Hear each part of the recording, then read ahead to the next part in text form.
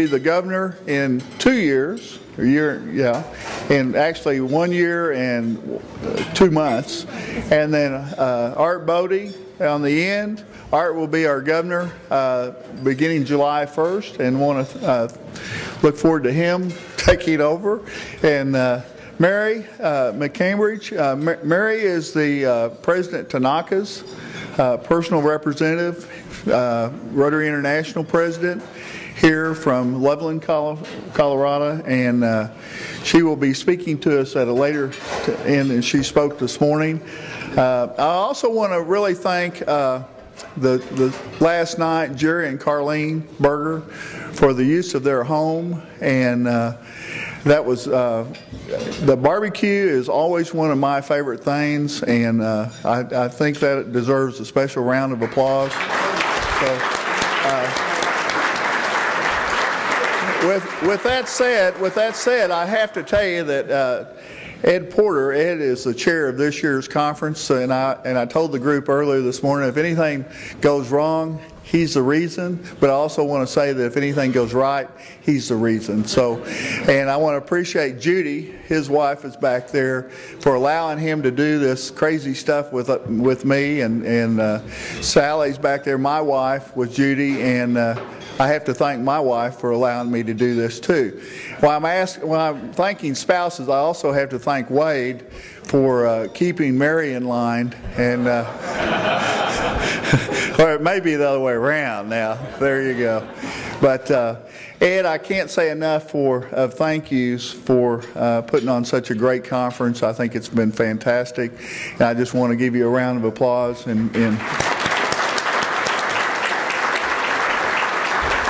And then, you know, behind anybody, there's people that do the work, and I have to say that Shirley and Cheryl have done just a fantastic, Shirley Kirshner and Cheryl Bird have just done a fantastic job, and I want to thank you both for doing the job that you do, and they do it from the heart, and that's really what's special about it. So I think it's fantastic. So.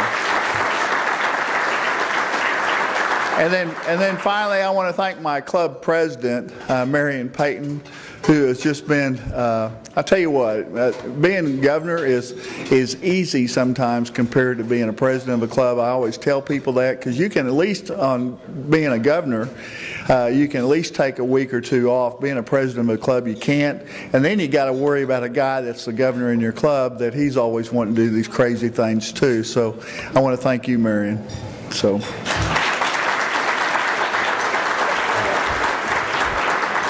You know, this is one of the rare occasions that I get to introduce one of my old friends, and it's Mike Turpin. I met Mike when he graduated from TU, right after he graduated from TU Law School, and Mike came to Muskogee, Oklahoma. His official title was police advisor.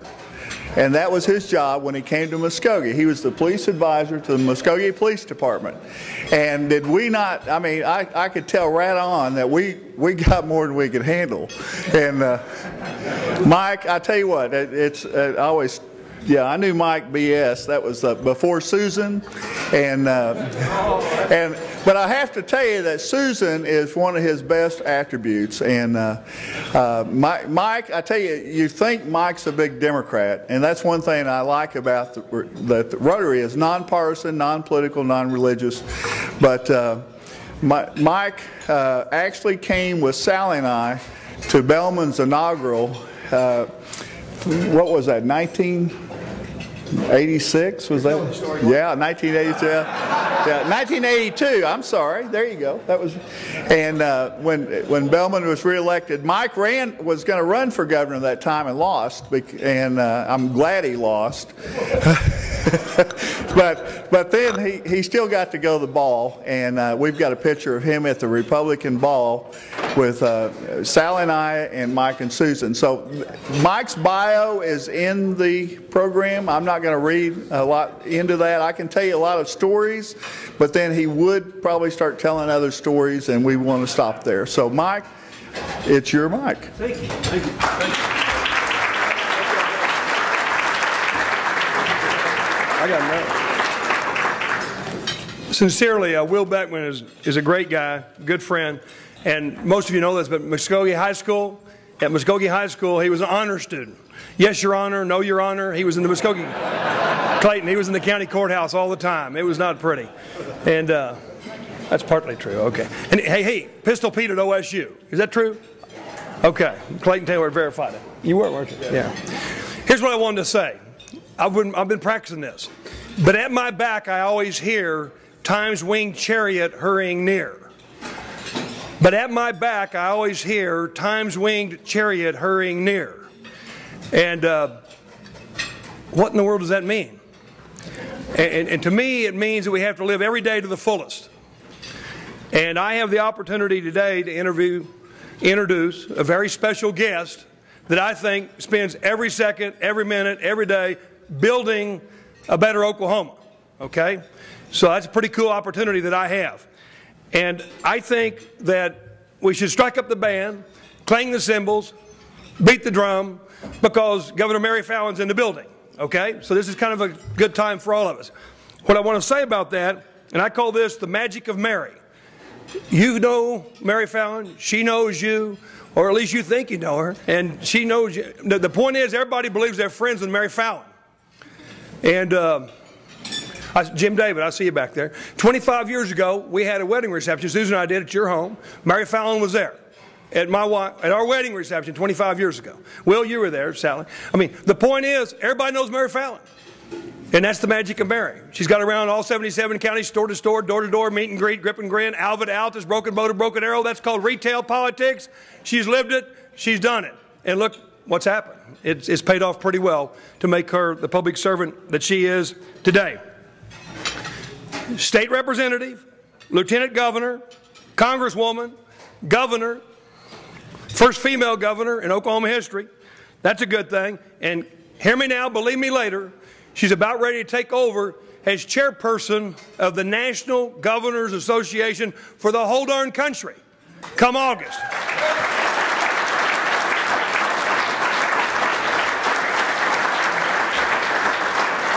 And I might say we've had great governors before Mary Fallon in this great state, I think.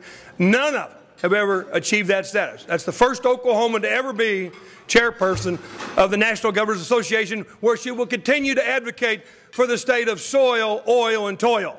You've heard me talk about that before, right? Soil, oil, and toil, and CNG, which she's been a passionate advocate for, as you know. So I want to say this. She's in the headlines today. They've just completed a $7 billion state budget, increased funding for Common Ed and Higher Ed. Chancellor Glenn Johnson, from the kindergarten to the PhD level, she's helping us out.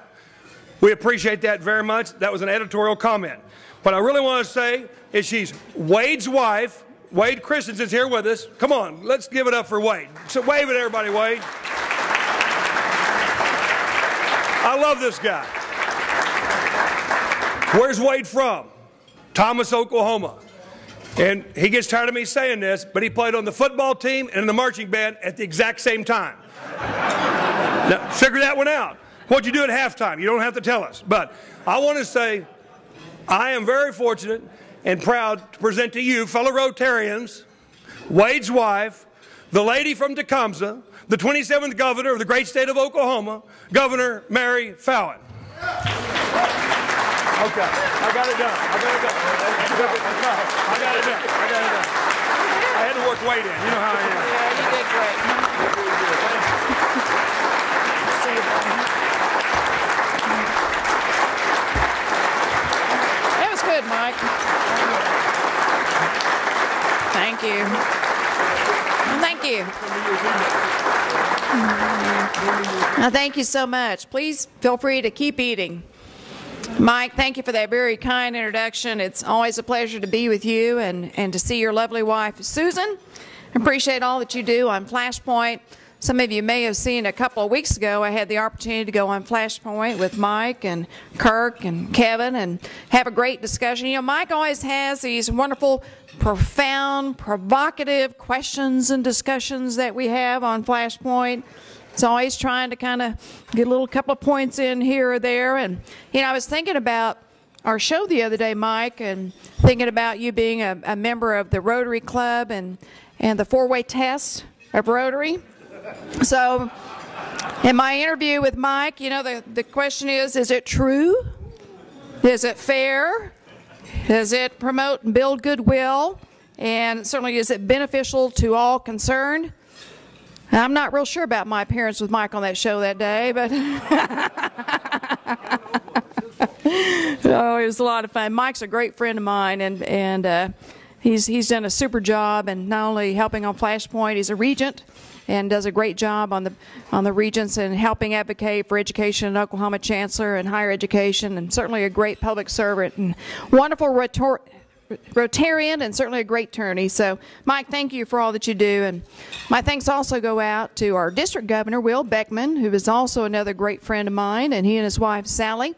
We appreciate all that you're doing with the leadership as a district governor. And those of you that know Will very well, maybe you may not know, but he makes a really good mean smoked turkey in the holiday season. And if you're fortunate enough to have him cook you one of the turkeys, which he actually cooks, he's a chef for the governor's mansion. He cooks turkeys for and it's not even the legislators, it's real turkeys. It's legal.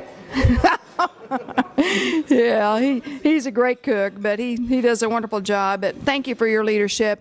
And Ed Porter, thank you also for your help at this meeting of the district conference chairman. And welcome to Mary. We're glad to have you here from Colorado. It's great to see you.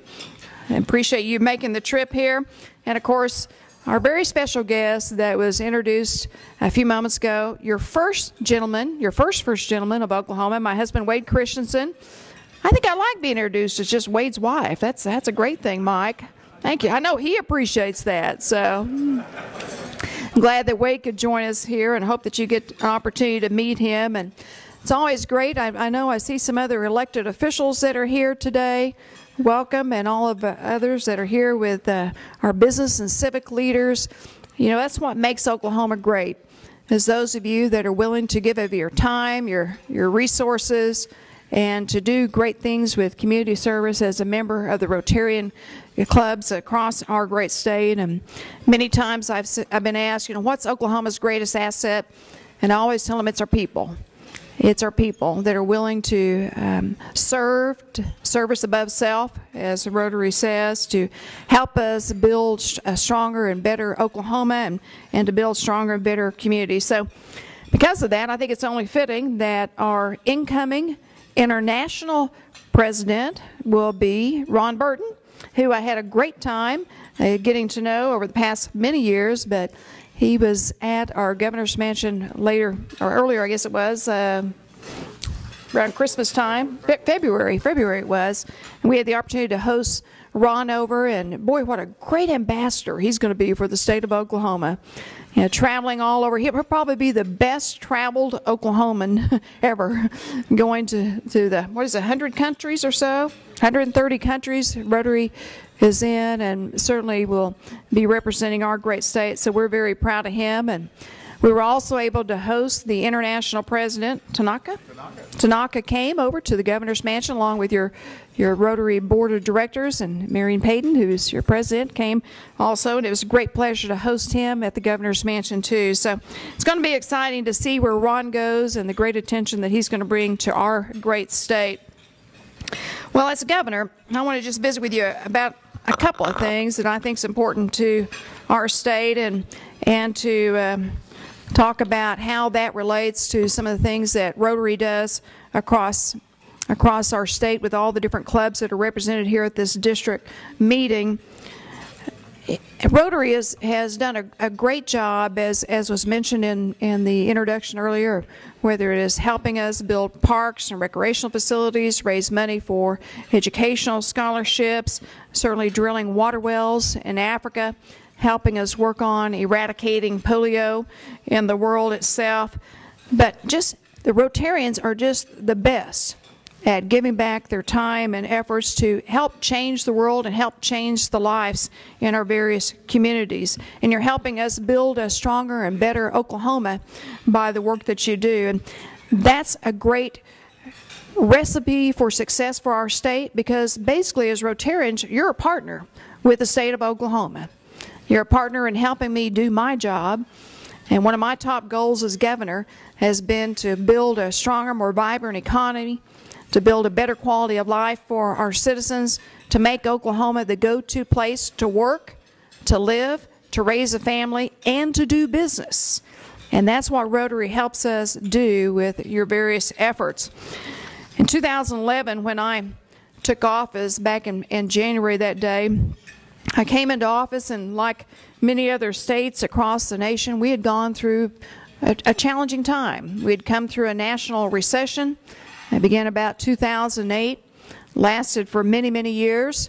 Our state had suffered, our private sector industry businesses had suffered, our revenues had suffered in our state. We had a $500 million budget shortfall, Leland, at that time, a budget hole. We had an unemployment rate around 7%. And it was challenging, not only for our state government, but certainly challenging for our families and challenging for those in business. So when I came into office, I set about to focus on how can we turn our economy around, create jobs, create new revenue growth in our state, raise our standard of living in Oklahoma, enact pro-growth, pro-business policies that would help us build that stronger, more vibrant economy.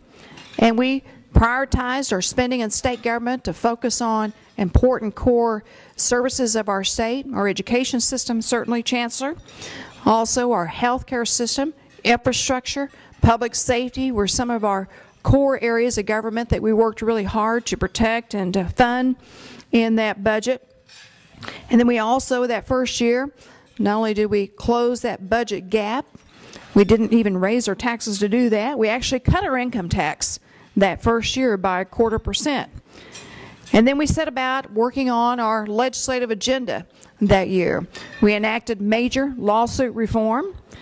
We also worked at making government more efficient, more effective by consolidating many of our government services, developing shared services within government itself, reforming many of our agencies. We set about to improve our workforce.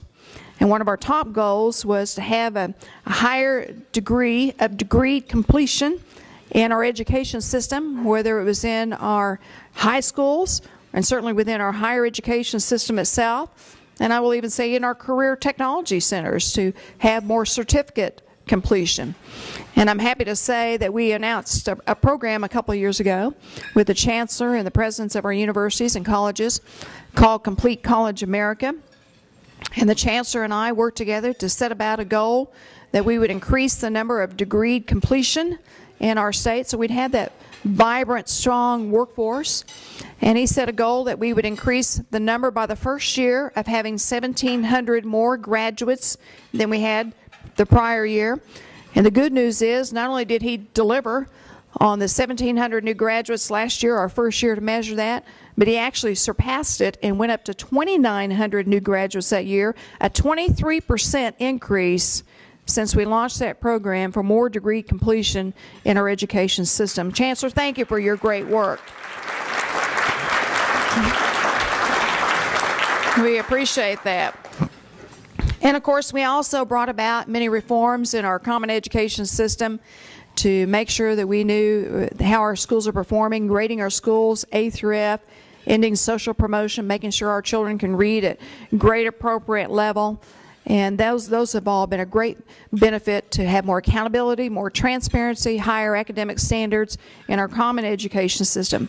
And then we set about that year working on our infrastructure, our roads and bridges in our state. Finished the I-40 crosstown. We're working on our rural roads and bridges throughout Oklahoma, which is very important for job creation, and especially not only in our urban cities, but certainly for our rural areas. We passed legislation that would help us be more attractive to business recruitment, dealing with a quick action closing fund. That was very helpful. One of our top goals of many of our chambers across the state of Oklahoma. And that was important because it helped us secure the closing of the deal of GE with their International Global Oil and Gas Research Center, which we announced a couple of months ago, which is major. It's major to have one of our top worldwide companies in the United States and internationally throughout the world locate their first ever global research center for energy right here in Oklahoma, and the Quick Action Closing Fund helped us beat out Texas. That was our final competitor in the end. We beat Texas not only in football, but we beat them in some jobs, which is great.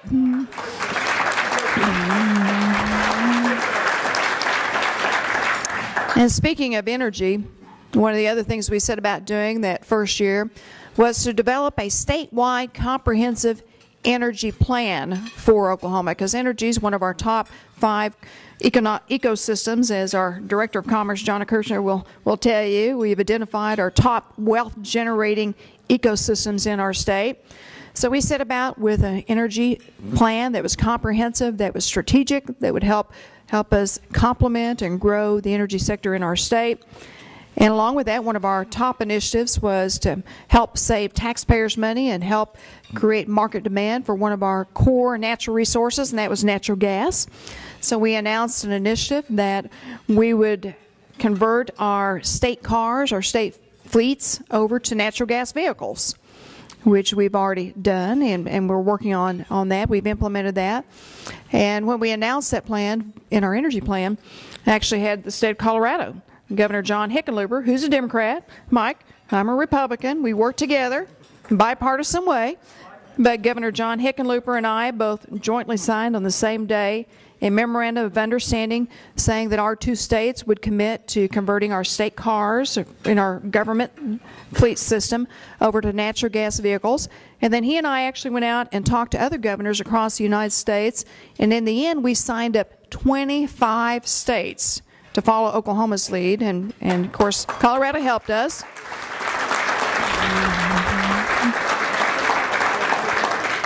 And the reason that's important is, number one, it's an American source of energy, so it reduces our dependence on foreign oil.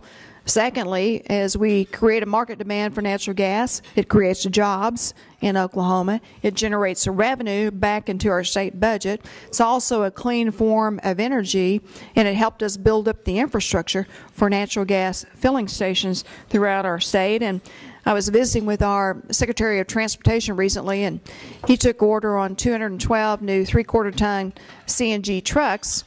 And he told me, he said, Governor, in the first 6 months of having these trucks, because of the price differential between CNG per gallon, which is down at OnQ, it's 99 cents a gallon, compared to gasoline, which I think yesterday, I think it was $3.23 at OnQ. He said, we're going to save about $5 million in fuel costs just between now and the end of June, which he said will build you 2 more new bridges in the state of Oklahoma. So great cost savings to our taxpayers, helping us with infrastructure. Helping us with infrastructure.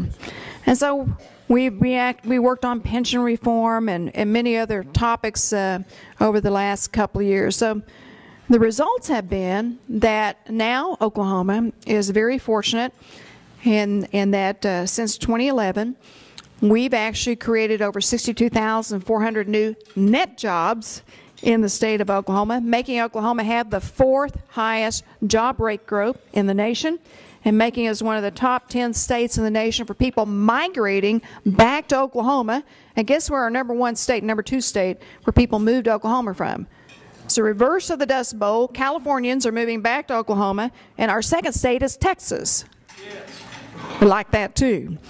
And then because of that job growth, you know, I mentioned that we had a 7% unemployment rate back in 2011. Now Oklahoma City in particular, this morning it was on the news once again, has the lowest unemployment rate of a major metropolitan city in the United States, in the whole United States, at 4.6%.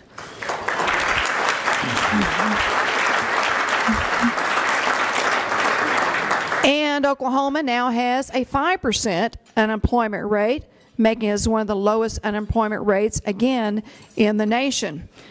And so we've also seen, because of the job growth, because of focusing on our core ecosystems and our wealth-generating jobs in our state, we've actually been able to raise our quality of life, raise our per capita income, and from the year of 2011 to 2012, our per capita income for a family of 4 grew at 9%, over $4,000 for a family of 4, making us number 1 in the nation in per capita income growth that year, which also is great for our families.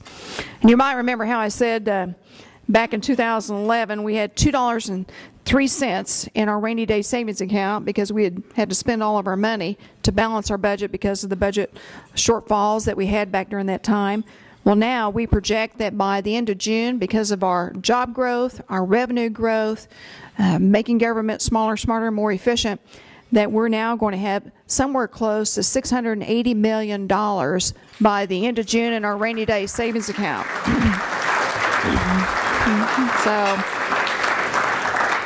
So that's where we've been trying to aim us to go. So this legislative session, let me give you a quick update because it's been a good year too. Our work's not done. Still got a lot more to do. We've had a very productive legislative session. There have been many top agenda items that I outlined in our State of the State speech back in January that we needed to work on. 3 major things occurred in the last couple of weeks. One is we just passed a major comprehensive overhaul of our workers' compensation system.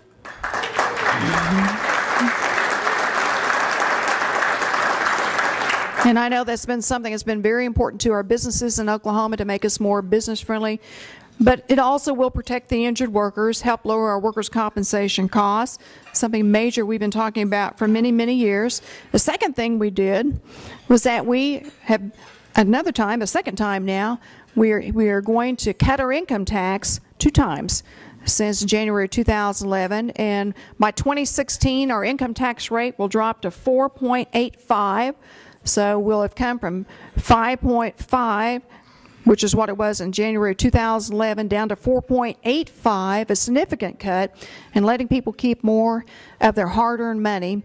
And that really helps me, especially when I'm out recruiting businesses like GE or some of the other ones that we've been out working on. Verizon added 500 new jobs in Tulsa. They just had their national board of directors here this week. But when I can go around to other states and other businesses or businesses that are looking at expanding and telling them that even though we had a budget shortfall, that we prioritized our spending, we right-sized government, we passed pro-business education reforms, we cut our income taxes, that really gives us a leg up when it comes to other states like Illinois or California that's actually been raising their taxes on the backs of businesses and certainly upon their families. It makes us more attractive to attracting those jobs and job expansion, and that's one of the reasons why we've had such strong growth in our state.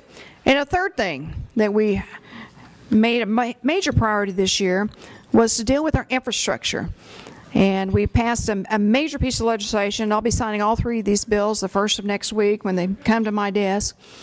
But to invest back into our state infrastructure, and in particular to fix our state capitol, which is very important, finally. And it also has seed money in there to take care of other infrastructure needs across the state of Oklahoma. So I'm very proud that we were able to get another piece of huge legislation through the legislative session. Now, the good news is, yesterday, some of you may have seen, I guess it's in the paper today, on the front and top headlines, we also reached a budget agreement between the House and the Senate and my office, which, as the Chancellor knows, the Chancellor was actually the Speaker of the House when I was in the legislature back in the 1990s. We go a long ways back. But it is very, very early to have a budget agreement because the legislature doesn't get out till the last day of May. And here we are, the first week of May, and we've already been able to come to an agreement on funding for many of our core essential services, or all of our core essential services of the state of Oklahoma. So I anticipate we're going to get out of the legislative session early, which is real exciting. But in our budget, as was mentioned by Mike Turpin, education is certainly one of our top goals, that we continue to do everything we can to fund, first of all, our education reforms that we have passed over the last several years, that we continue to fund higher education, degree completion, our career technology systems itself, and certainly K through 12, common education. And so there's a large sum of money that is $91 million of new funding that is going towards education this year, which is very, very important. Another $33 million going to higher education, another $3 million for our career technology system itself. And of course, education is very, very important to job creation, job retention, and job growth. The other thing we did that was in our budget that was essential and very important is not only are we addressing the education needs and the quality of life needs of our state, but also addressing the health of our state. Because it is important that we have a healthy workforce to be able to compete not only certainly within our state, but nationally. And so in our budget this year, we have put a nice sum of money related to health and social services in our state. The Department of Health and Human Services, DHS, is going to be receiving an additional $44 million that will go to better protect our children, especially our children that are in state custody, our children that are in foster care, or those who are frail and in need. Very exciting thing. And in DHS, one of our top goals was that we were going to work towards making sure that we had the appropriate number of caseworkers so that we can reduce our number of child abuse cases in our state. The good news is over the past year, because of the Pinnacle Plan that the legislature helped us put into place to reform DHS, we now have an additional 200 new social workers, caseworkers for our children in Oklahoma.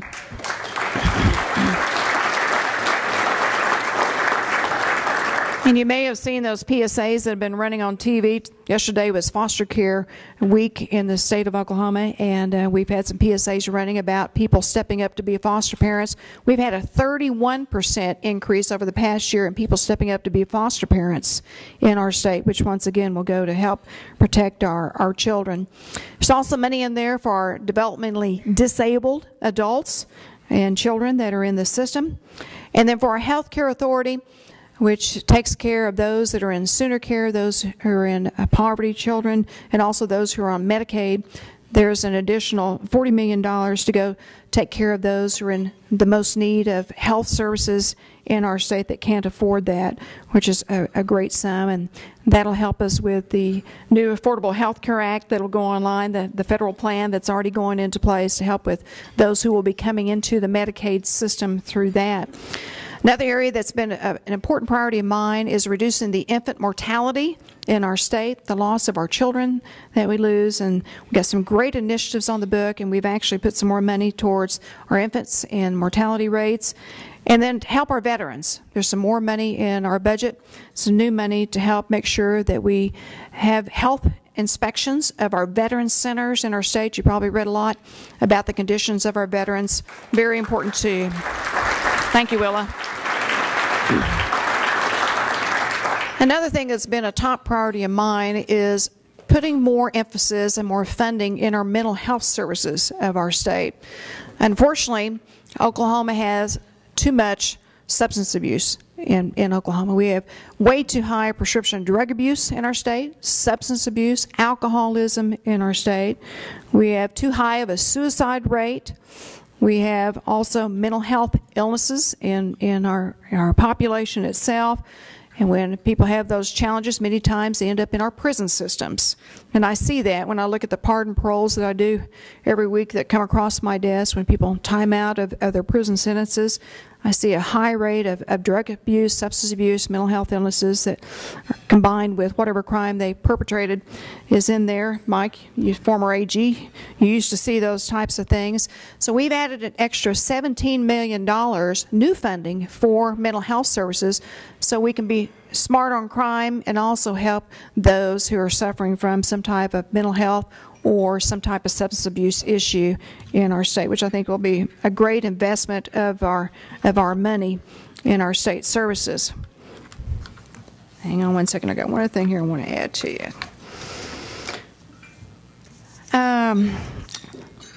Health is very important because as we improve the health of our citizens, we're going to improve the productivity of our workforce. We're certainly going to help us reduce our health care costs in our state. And it's also going to help us address some of the mental health issues that have been facing our state also.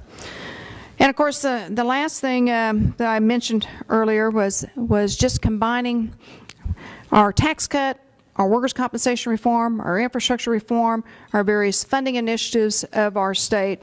I think those are all going to go a long ways to helping us build and continue to build upon the momentum that has already been started over the past couple of years. So all in all, I think we're going to have a great legislative session. If we get the legislature out earlier, it'll be wonderful because they'll be able to go home and get back to work in their various communities. And, you know, it's a great time to be in Oklahoma. Earlier this morning, I had the opportunity to speak to about 600 people that were here from all across our nation. They were here with a group called the American Legislative Exchange Council, which is members of legislators from House and senators from the House and Senate across our nation. We told them about some of the great things that are happening here in Oklahoma and all of our good economic development numbers, and they walked around Oklahoma City and saw the Devon Tower. They saw the excitement with the Thunder basketball team going into the finals, the Bricktown area, the restaurants, the activity. Certainly they hear a lot of great things about the rural part of Oklahoma and our small communities throughout our state. It really truly is a great time to be in Oklahoma, and it's because of not only certainly our work at the Capitol, but because of your work as Rotarians, giving back in your individual communities, serving, raising money for important causes, helping us throughout the state to build a better quality of life. So thank you all, Rotarians. We appreciate all that you do for our state.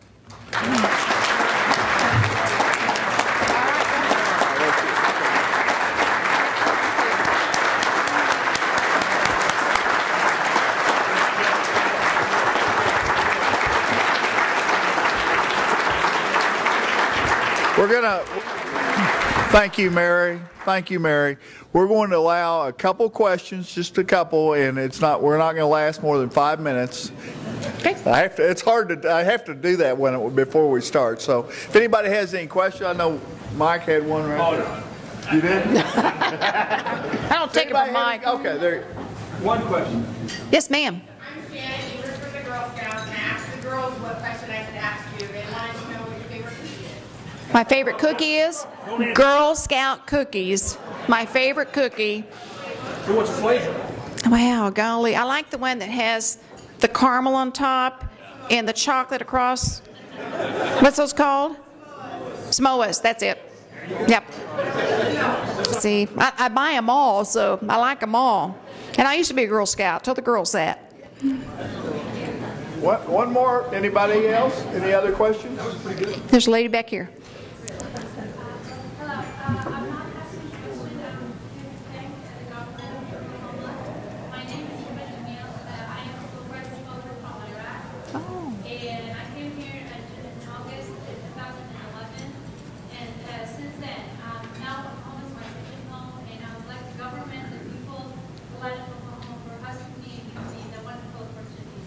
Oh, thank you.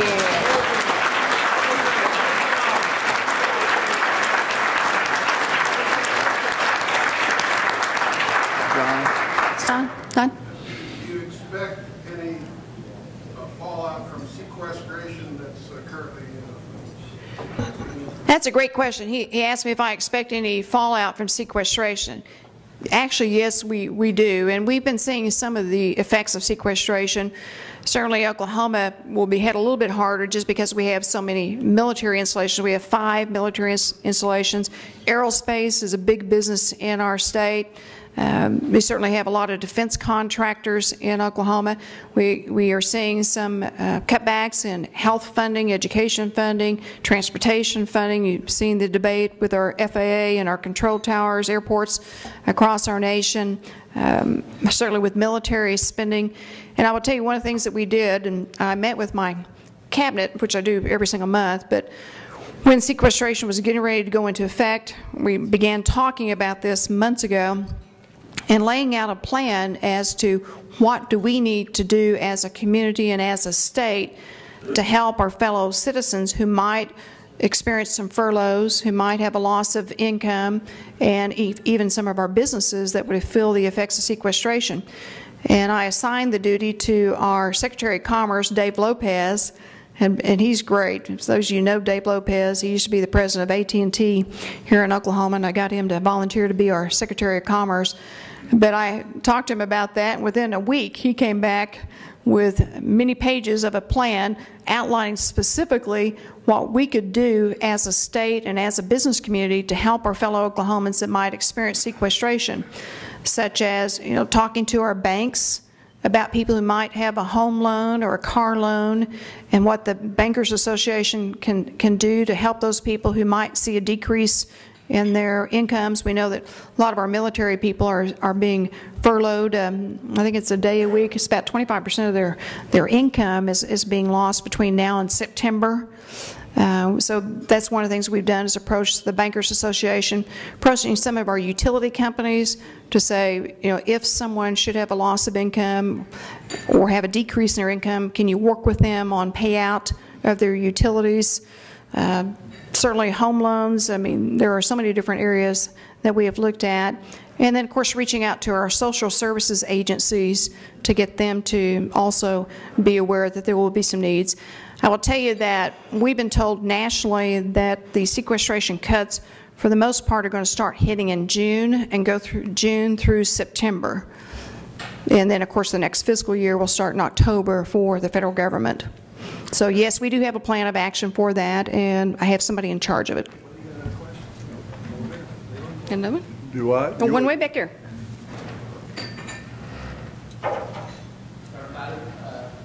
About STEM education in K through 8, is there anything new that's coming with the budget in terms of educating our youth in science, technology, and reading? Absolutely. STEM education is critical for our workforce in the future, especially having the type of workforce that we have. And I mentioned that we have identified our top 5 ecosystems in our state, and probably all of them, I guess, Jonna, all of them involve some type of STEM education. Chancellor, certainly our oil and gas industry, our information financial services involves STEM technology, agriculture, the biosciences, one of our ecosystems involves STEM, aerospace, aviation is one of our top industries. So I actually worked with my Secretary of Science and Technology, and about 6-7 months ago we introduced Oklahoma's STEM plan for education in our state. I actually have an actionable plan to encourage more coursework in science, technology, engineering, and math. We know that, especially with aviation and energy, that we are going to need many more engineers, many more scientists in those particular areas. And because of our focus on STEM, especially with our higher education colleges, OSU has great engineering departments. We have the School of Math and Science, which is tremendous. Our career technology centers have some applied sciences too, with their certificates that they do related to STEM. We know that because of our efforts, that was one of the things that helped us secure the closing of beating out Texas on that GE Oil and Gas Global Research Center. So that is very important to our state. Great question. Okay.